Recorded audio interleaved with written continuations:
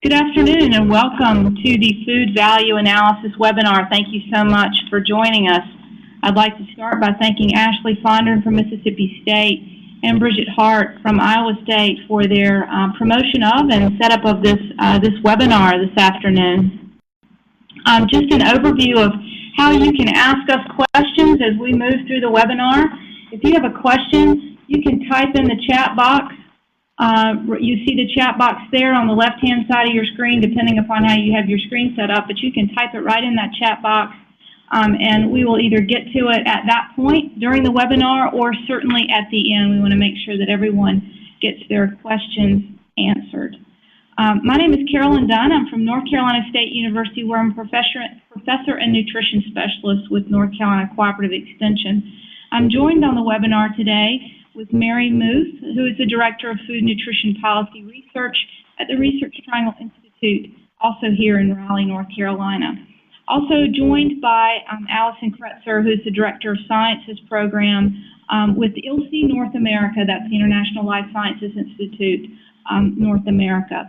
I'd like to introduce Allison now for some brief overview remarks, and then we'll get started with the webinar. Allison? Sure. Thank you, Carol. I'd like to, and I'm speaking from Washington, D.C., so welcome to all of you on the webinar this afternoon. And I'd like to kick it off by providing a brief overview of how the web-based tool came about. Following the release of the 2010 Dietary Guidelines for Americans, government officials and the public health community desired measurable improvements in the dietary patterns of Americans. And so today, the marketplace offers consumers a wide variety of food choices for purchase. Many value-based factors about foods, including nutrition, but certainly not limited to nutrition, influence food selection. So the ILSI North America Project Committee on Food Value Decisions contracted with RTI International and NC State Cooperative Extension and NC State University to examine how these factors can be used to improve dietary patterns through the development of the database of food values, including price, nutrients, food groups, shelf life, preparation time, cooking time, and food safety concerns. So this new web-based application tool, which you'll learn about today, looks at all these factors involved in meal preparation. Up until now, what has been missing is having this information compiled into one place. And the tool has been developed for use by nutrition educators to evaluate trade-offs between food product attributes in food decision making. Each of us has our own personal preferences that drive our food selections. The goal is to provide tangible, quantifiable research to advance public health through the identification of multiple pathways for optimizing food patterns in alignment with current dietary guidance. And so with that, I'll give it back to Carolyn. Thank you, Allison, and thank you for your leadership in the development of the Food Value Database. Just to go over what we're going to cover today in the webinar, we're going to certainly talk about why to develop a Food Value Analysis Database, and Allison gave us some ideas about why we would do that in the first place, and what variables are included in the database, what did we put into the database to come up with these comparisons, and certainly what foods are included in the database as we look at what common foods that we're going to include or we have included in the database. And then the primary purpose of today is to discuss how you can use the database as a nutrition educator. How can we really put this tool into work in the field? And then we certainly want to be forthcoming with limitations of the database, of which there certainly are some that we need to be aware of, and of course leaving time at the end for questions that you might have. Looking at the purpose to develop this web-based application would be to allow, as Allison indicated, objective comparisons across whether you have a home recipe or other forms of that food, whether that's canned or frozen or packaged, and looking at the variables that we're interested in: cost, food safety concerns, preparation time, the nutrition of those foods, and shelf life. So the database is to be used by us as nutrition educators to help consumers to come close to meeting or closer to meeting dietary guidance that we know is so important to prevent chronic illness, while considering the real barriers that consumers have to consuming a healthy diet. And some of those barriers certainly include budgetary constraints with tight purse strings on the food budget, time, how much time do we have to spend in food preparation, cooking skills, where we have a generation or two that don't have the cooking skills necessary always to make a home-prepared recipe, shelf life of foods, and then, of course, food safety concerns.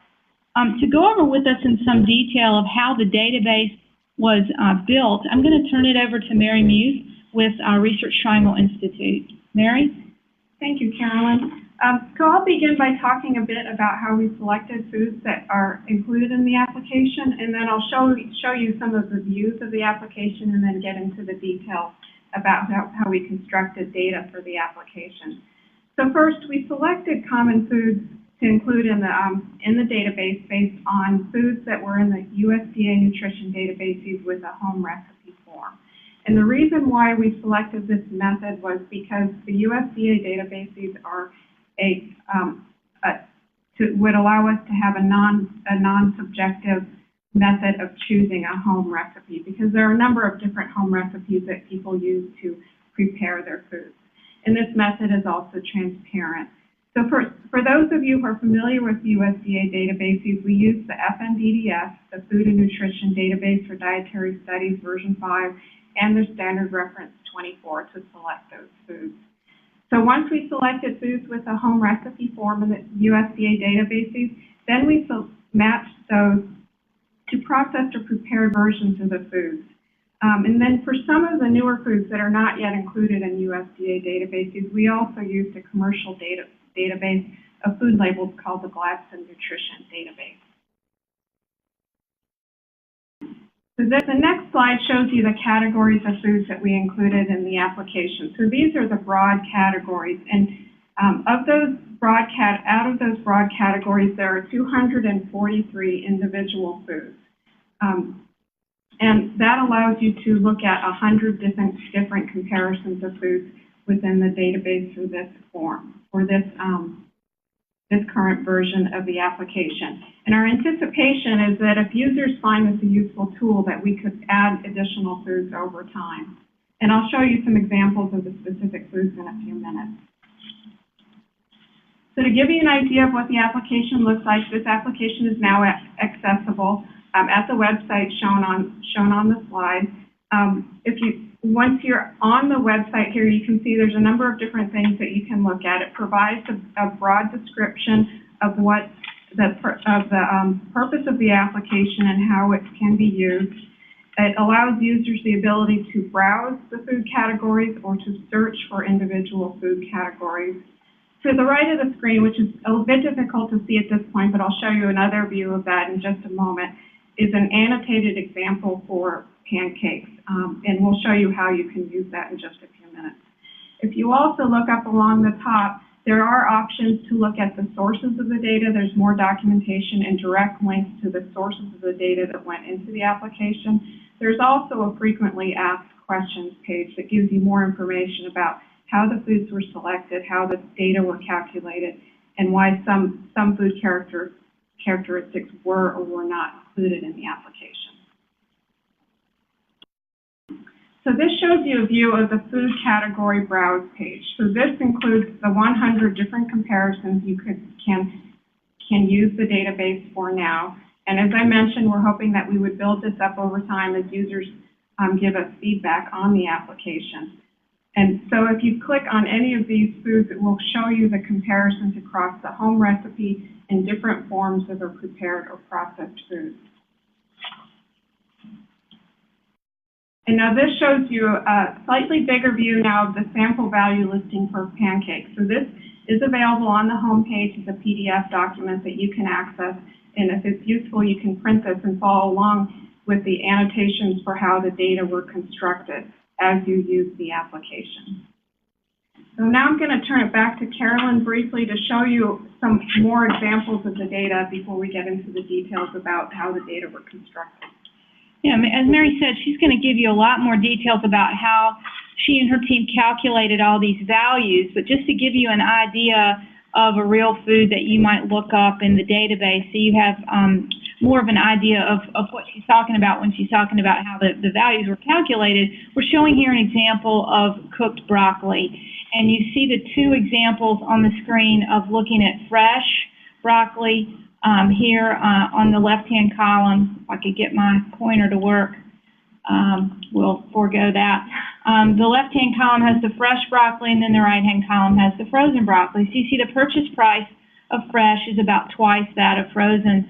And then you add in the preparation time, the value of the preparation time, and you see the total cost at the bottom there of 87 cents per serving of fresh versus 18 cents for frozen. Then you have the active preparation time and some other economic values or economic measures in that second set of data.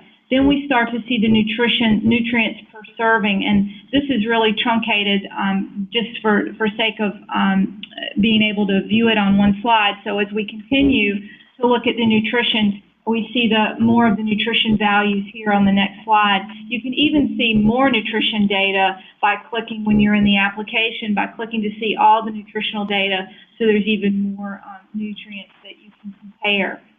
Then we also have the food group comparison there, food groups per serving comparison. In this case, it's a single food, so there's not a lot of food group comparisons to do, but when we get into looking at some mixed foods a little bit later in the presentation, you'll see where that comes into play.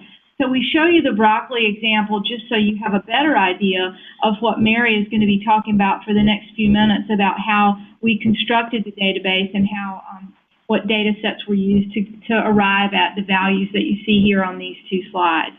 So I'll turn it back over to Mary to walk us through that process.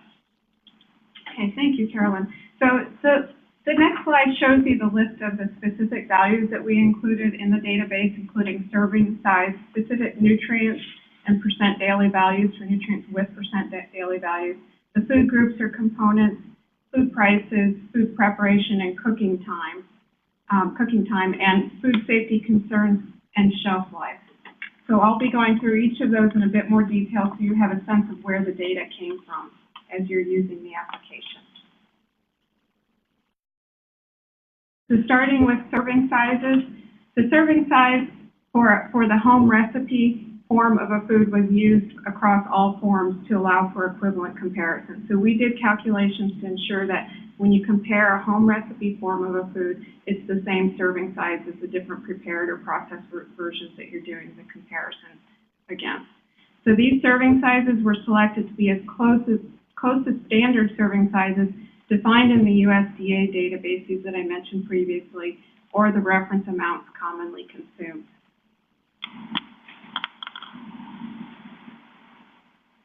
So nutrients and percent daily values, we use the USDA databases, the FNDDS, and the standard reference when available to construct the nutrient values for the foods. So that accounts for 93% of the foods in the database overall, and it accounts for all of the home recipe foods because, as I mentioned, we use the USDA databases to select all of our home recipe foods so that we could avoid subjective judgments about which home recipe to include. And then we calculated for foods for which there were no nutrient values available in the USDA databases, which applies to about 16 of the foods that are newer forms of foods available. We calculated nutrient values using the top 3 selling products from the Gladstone Nutrition database. We also calculated percent daily values for all foods from the reference daily intake for nutrients that have a daily value. Food prices were obtained either from a USDA food prices database, which is constructed by the Center for Nutrition Policy and Promotion, and then we adjusted for inflation to ensure that all of the prices were for a consistent base year so that they could be compared. For foods that did not have a price in the USDA food prices databases, we used the Nielsen Company's home scan database for 2010 and adjusted to 2011. So this was only used for foods where we did not have a price available from the USDA databases. And in using that data, we did make adjustments to store prices to account for added ingredients that were used in recipes or preparing processed foods with added ingredients, and also for moisture gains and losses during cooking. So this would provide a price for the actual food that was consumed to be consistent with how USDA constructs the food prices database.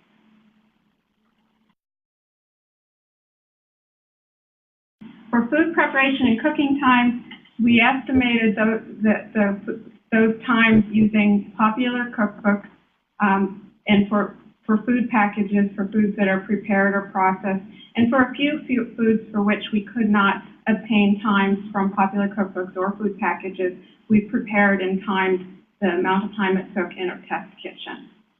And then to provide a comparison that accounts for the time that individuals use in preparing foods, we applied an average hourly wage estimate. So this just gives you a sense of the value of time incurred in preparing a food, and to allow you to compare the total cost of a processed food versus a home recipe food.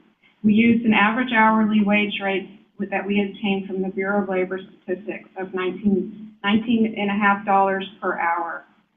We did not assign a dollar value to cooking time under the assumption that an individual could be engaged in other activities at that time. We only applied that estimate to the actual hands-on preparation time. So we calculated that value for the recipe, and then we divided it by the number of servings in the recipe to get a per serving estimate to compare the cost, the direct price per serving and the value of preparation time per serving.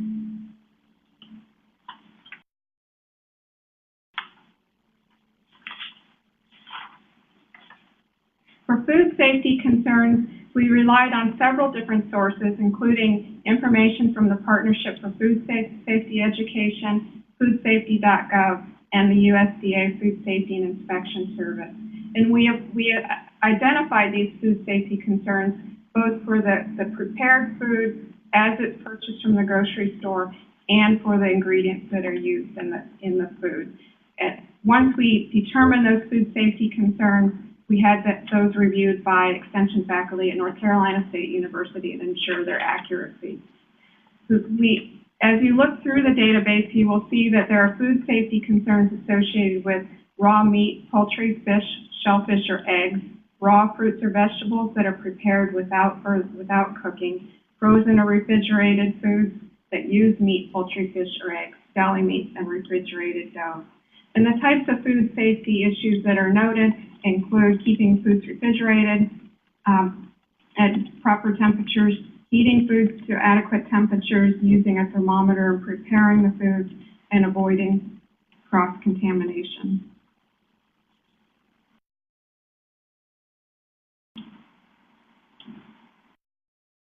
The shelf life estimates that are shown within the application are assigned based on the most perishable ingredient in a recipe, assuming the foods are stored in the same form as purchased. We assign these shelf lives using information from cooperative extension publications on food storage and use buy or sell by dates on product packages. And the specific cooperative extension publications that we use are directly accessible on the sources webpage of the application. So with that, I'm going to turn it back to Carolyn so she can go through some further examples and show you more of the content of the database and how the data are actually shown from these sources in the application. Thank you, Mary. And as I go through these examples, you may have additional questions. I've tried to keep up with the chat box, but you may have additional questions for Mary about how the data were calculated, and we certainly want to be clear about that, and we'll leave time at the end to do that. But I think how the database comes alive is when you start looking at a few more of these examples, as we saw in the broccoli, the fresh versus the frozen broccoli, and we got a couple of questions asked about that. Was the fresh broccoli, were the values for nutrition of the fresh broccoli cooked? They were. So this was a home prepared recipe, even though it's not really a recipe, it's just broccoli cooked, that we used that was standard USDA, and it did not, to answer another participant's question, and thank you, Katrina, for pointing that out, it did not add salt to that because the frozen, we did not add salt to the package either, and the predominance of frozen broccoli does not have added salt, so we wanted to make them as consistent as possible. So here's another example from the database, looking at regular oatmeal, which is just your regular old-fashioned oats, versus instant oatmeal.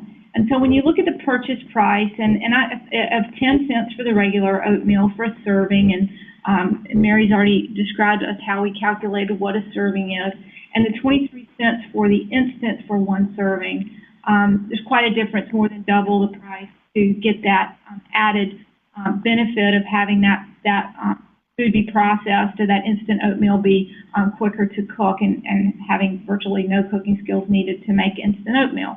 But if you add in the value of the preparation time, you see the total cost of that regular oatmeal goes quite a bit higher than the instant oatmeal.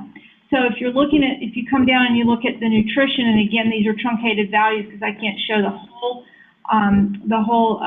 database screen on one slide, but at any rate, it gives you a general idea where you look at the calories being similar, the fat being similar, but what's not similar is sodium. So you look at the sodium of the regular oatmeal having 5 milligrams of sodium versus 130 basically milligrams of sodium in the instant oatmeal, which is not horrible, but if you're looking at helping someone to meet that 1500 guideline that so many Americans are encouraged to consume, that might be too much for one serving of oatmeal for them.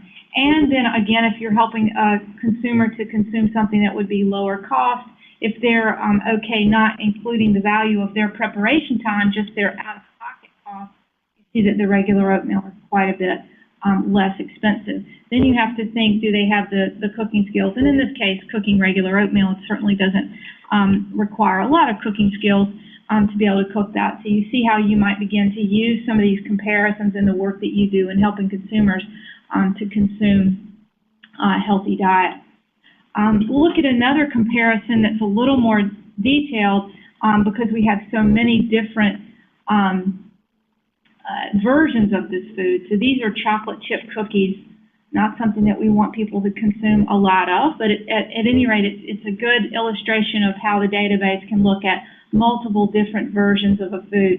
So you have the home recipe, the packaged cookie, which is just out of a box of cookies, the dry mix that would be added to eggs and oil, et cetera, to make the cookie, and then the popular refrigerated dough that requires very little preparation time.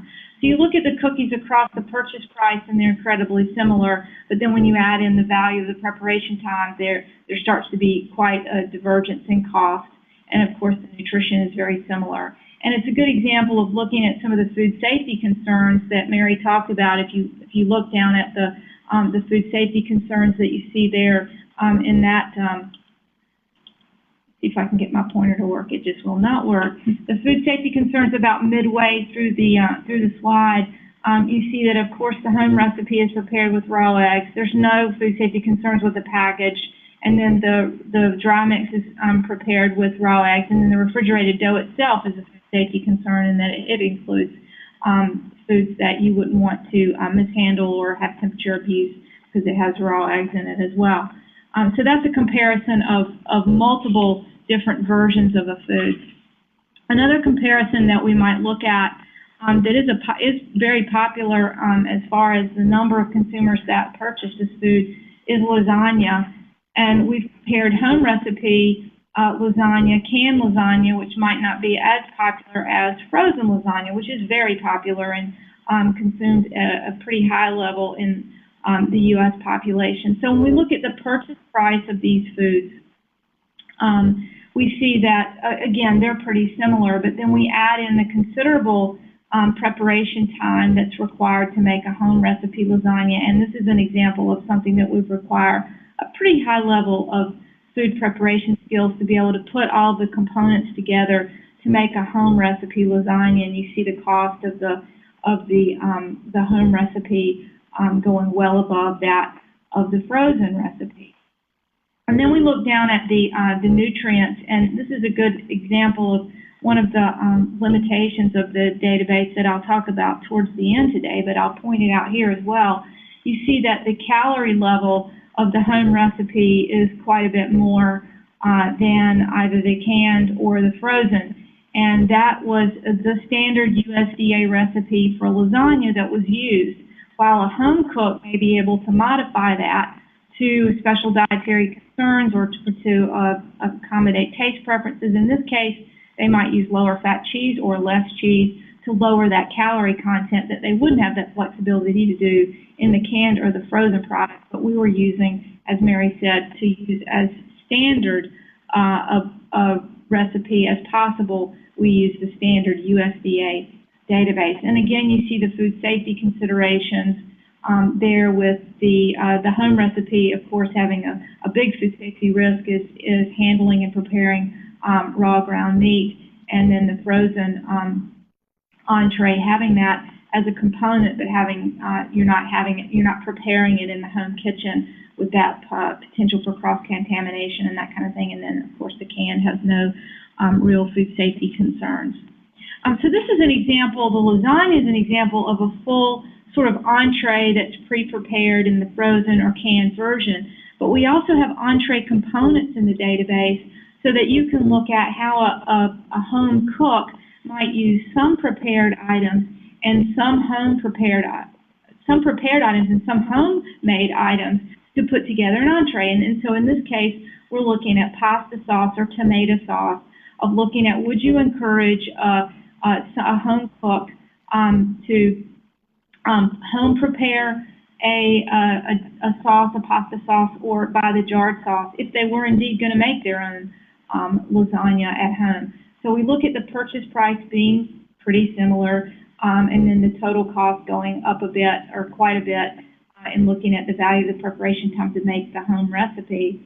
And this is an example of how the home recipe sort of wins out with one nutrient of interest, and that's sodium. If you look down at the sodium category, you look at the home recipe having 400 milligrams of sodium, still a hefty, for a half a cup of sauce, a hefty bolus of sodium, no doubt. But if you look at the jarred sauce having 550, which is about the average of what jarred sauce has, that's quite a bit higher. And again, you could even manipulate that sodium in the home recipe to be a little bit lower. But even using a USDA recipe that included a fair amount of salt, you still have a lower sodium product in this case in the home recipe. I want to move now to talking about doing some modeling of not just individual foods, but looking at sample days of foods. And what we chose to do was to use the USDA sample menus for a 2,000 calorie food plan. And we're going to look at using the Healthy Eating Index. And many of you, or if not most of you, are familiar with the HEI numbers as being a measure of diet quality that assesses how close we get to conforming to federal dietary guidance or the dietary guidelines. USDA's primary use of the Healthy Eating Index is to monitor the diet quality of the U.S. population. And so it's a scale of 0 to 100, of looking at 100 being sort of perfect compliance to the dietary guidance, and the lower the number, the lower the compliance, or the lower the furthest away they're getting from being compliant to dietary guidance. So in looking at, and this is a first look at how we're able to use the database at doing some menu modeling. This has not been peer reviewed or published anywhere, so this is our first sort of foray into using this to see how we might use the database to see how someone's diet is. And just to give you an idea, the average HEI index for the U.S. is in the 40s or 50s range, so we're far away from being in compliance with dietary guidance as a nation. So this is just a sample day from USDA's 2,000 calorie food pattern. And you see the orange arrows pointing to the foods that are included in our database. So not all the foods are going to be included in our database, like bran flake cereal, for example. No one would make their own bran flake cereal, so that's something that you would buy, purchase. Milk is a processed food certainly, but not something that we would make or produce in the home. So and then whole foods like bananas, there is no processed counterpart. So we chose the foods in the day example here that are in the database, and we start with whole wheat toast, where you could have a homemade loaf of whole wheat bread, a packaged loaf of bread, or frozen dough. So there's sort of 3 choices in our database. Same for grapefruit juice, which we changed to orange juice, which is something we do have in our database. You could have fresh squeezed, canned, or from frozen concentrate, and you see how we've gone through this day and made those sort of selections of foods that are in the database and in what forms. So if we look at how this day stacked up with respect to calculating the Healthy Eating Index scores, if we took all of the home prepared or fresh from the database for all the foods that we could take from this day's menu, the HEI score was around 75. And looking at using all canned or packaged, it was around 89, and all frozen around 82. And so these numbers are not really that different, but what it illustrates is that you can certainly help a consumer to get close to or closer to dietary guidance by choosing foods that might be already prepared for them based on their ability to prepare home foods and based on their ability to afford processed foods that might be less affordable than making it in their home.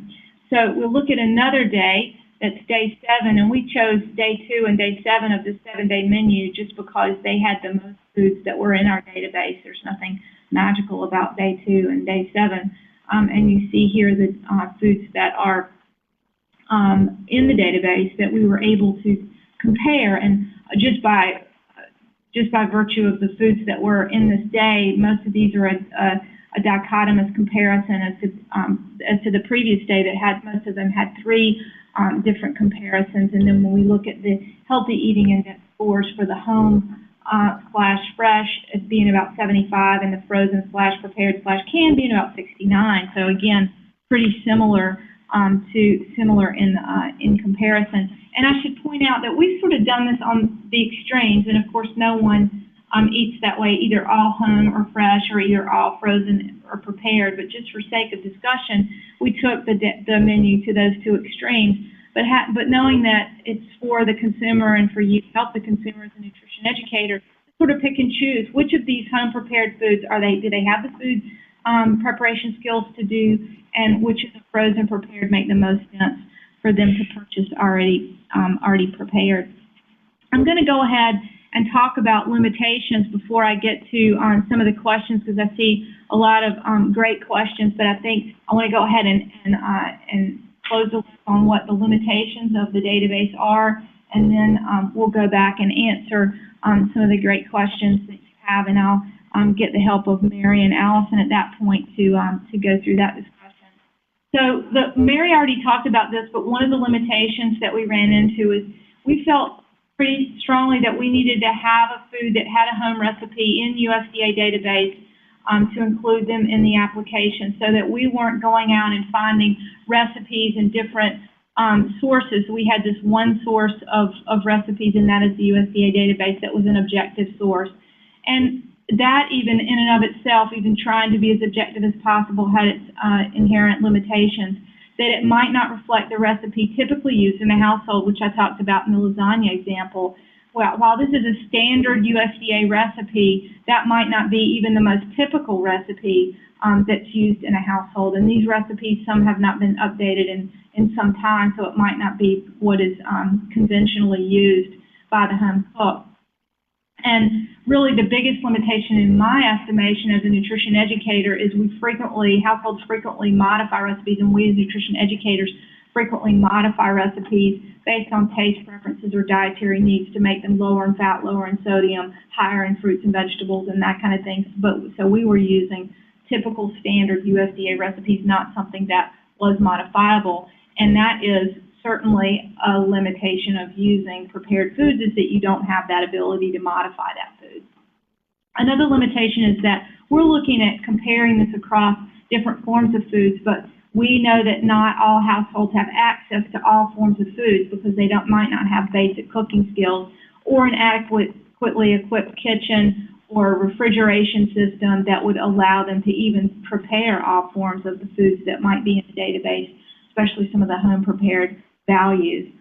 And then finally, and this goes without saying, but I think some of the questions allude to this, we have other values that we place on food that we've certainly not put in the database that might influence decisions, but we don't have any objective source of that data at the food code level. For example, potential waste that you might incur by buying packaged foods, energy use that you might incur by preparing home prepared foods, taste, or someone's wanting or willingness to consume fewer ingredients of a certain kind. So I answered a question, I think, on high fructose corn sweetener that we can get to. So let's look at some of the questions that have been posed. There is a couple of questions that have come up related to some of the other costs associated with different forms of foods. One in particular about the amount of time that it takes to purchase foods in the grocery store, the amount of cleanup time that it takes, and how that's accounted for. And for the purposes of this data,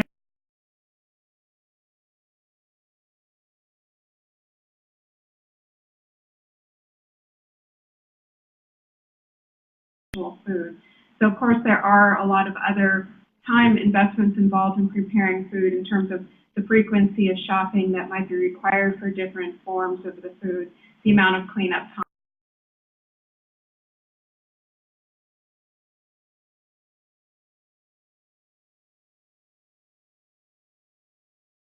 minimum cost, because we're just accounting for the direct preparation time for that food, since that's assigned at the individual food level. Yeah, and you would have to go to the store to buy the packaged food, yeah, or the whole foods to make the food. So I think that that's a fair thing to leave out of the database. I think that there was a question about, is there any worry that this data will discourage individuals from cooking since the price goes up with cooking time? I certainly hope not. I think that you can look at that as only one of the values that we put in, and we did put that as a separate value. So you can look at the food cost irrespective of food preparation time, so that if someone's willing to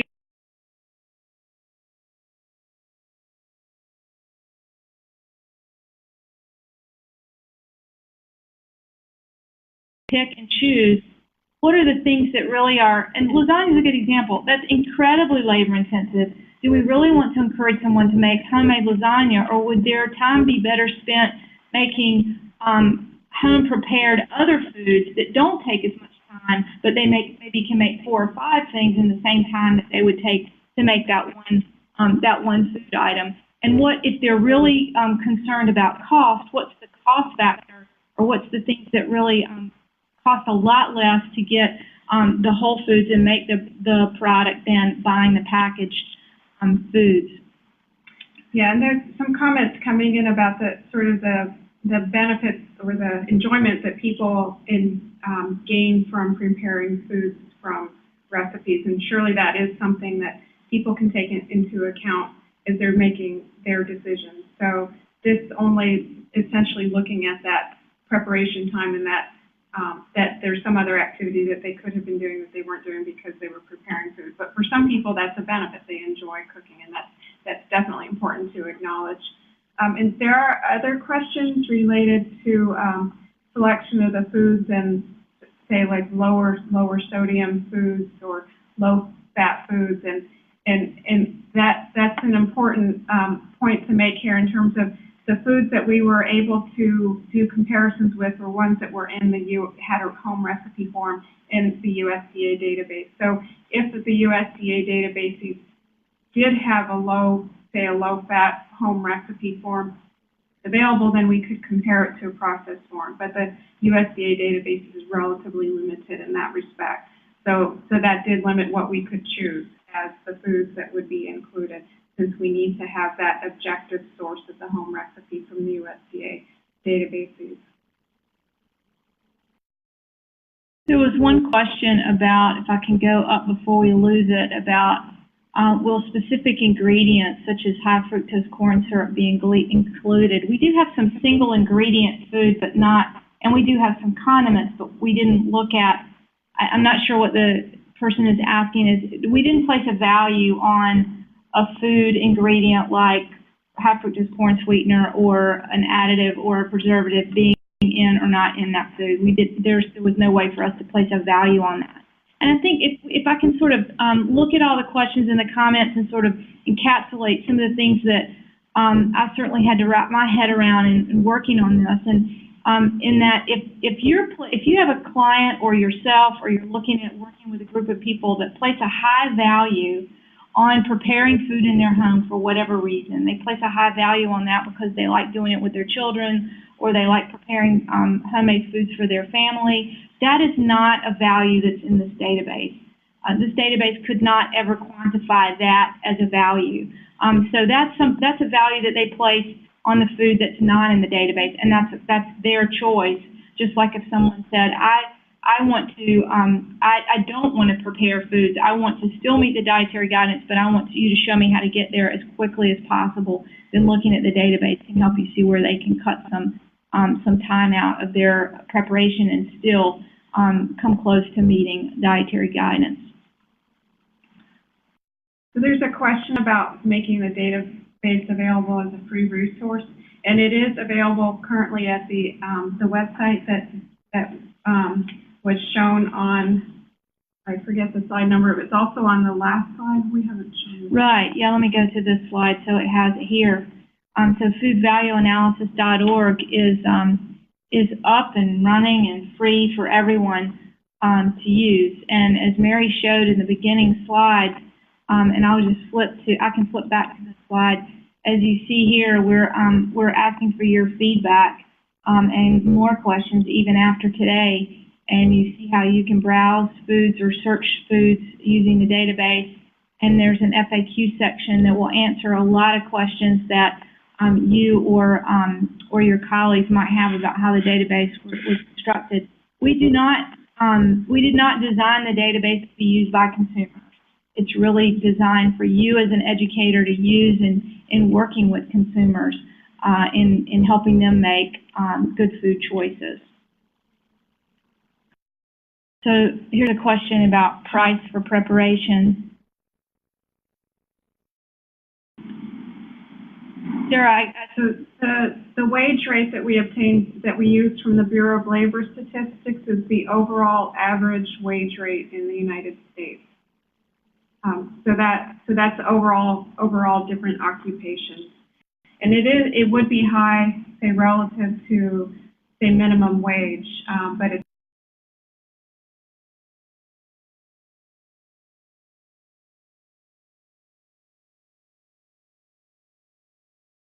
a fair amount of time for us to select the foods. We went through a fairly lengthy process to select the foods and ensure that we had consistency between a home recipe and at least one processed food form. But from the point that we started to select foods until we had this available online was a little bit less than a year. And we're hoping if you all find this useful that we can continue to add foods to the database over time. Someone asked about how many people or the background of people working on this.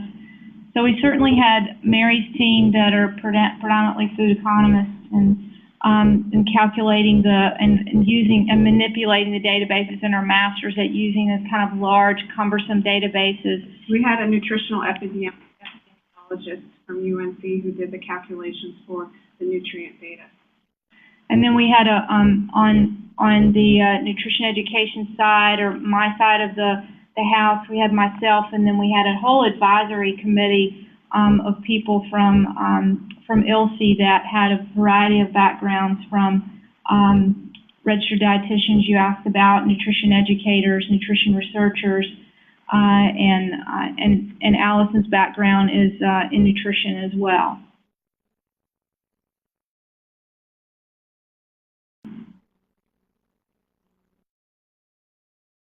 So just to close this out, we really want your feedback, because we see this as sort of a proof of concept of, can can this kind of database help us as nutrition educators to better help people make good food choices? And so there's a place there for you to provide your feedback. And then I'll go back to the previous slide where you have our contact information for Mary, myself, and for Allison at ILSI. That really, and I want to thank Allison for great leadership on the project and getting it to this point and getting it out in the field. And we're very excited about sharing it with you. This is our first sort of opening it up to the professionals that we really designed it for. So we're very excited about getting your feedback.